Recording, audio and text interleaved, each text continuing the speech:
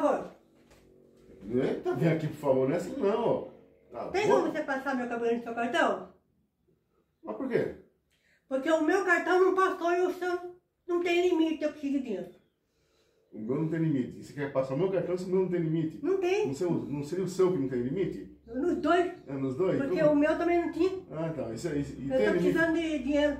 Então você quer que eu passe o seu cabelo no meu cartão? É, O seu cabelo no meu cartão. isso. O que você tá fazendo?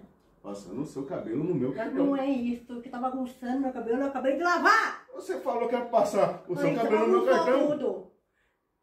Eu preciso do dinheiro. Vai trabalhar. Eu não.